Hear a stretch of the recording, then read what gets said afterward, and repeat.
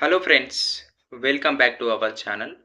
Friends, ఈరోజు మన వీడియోలో రాంగ్ క్వశ్చన్కి సంబంధించిన ఈరోజు హీరింగ్ జరగబోతుంది కదా. సో దానిపై అయితే కొంచెం అయితే డిస్కషన్ చేసాం. ఈ రాంగ్ క్వశ్చన్స్ అనేవి తప్పకుండా యాడ్ చేసే అవకాశాలు అయితే మనకైతే 100% అయితే కనిపిస్తుంది. ఎందుకంటే హాఫ్ మార్క్తో 1 మార్క్తో జాబ్ పోయిన వారు ఎంతోమంది ఉన్నారు. సో ఇక్కడ రిజల్ట్ వస్తే చాలా వరకైతే జాబ్ వచ్చిన వాళ్ళైతే వెళ్ళిపోతారు. సో, అలానే జియో 46 సంబంధించిన కేసుకి గూడా ప్రభుత్వం అయితే సానుకూలంగా స్పందిస్తుంది. అండ్ పాజిటివ్ రెస్పాన్స్ అనేది జియో 46 పైన ఇస్తుంది. అంటే ఈ జియో 46 అనేది రద్దు చేస్తారు అనేది మనకైతే స్పష్టంగా అయితే తెలుస్తుంది. కోర్టులో ఎన్ని కేసులు ఉన్నప్పటికీ.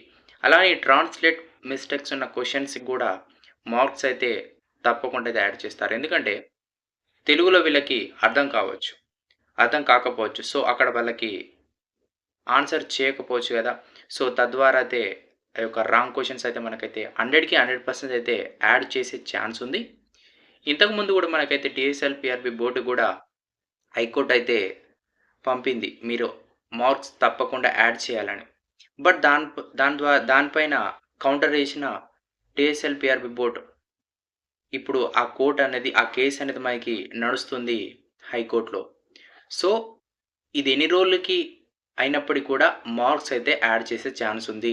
సో, దీంతోని జాబ్ వచ్చిన వాళ్ళకి కూడా జాబ్ పోయే ఛాన్స్ ఉంది. అలానే జియో 46 అనేది కూడా రద్దు చేయబోతున్నారు. సో, దీంతోని కూడా మనకి రిజల్ట్ అనేది మొత్తం రిజల్ట్ వచ్చింది.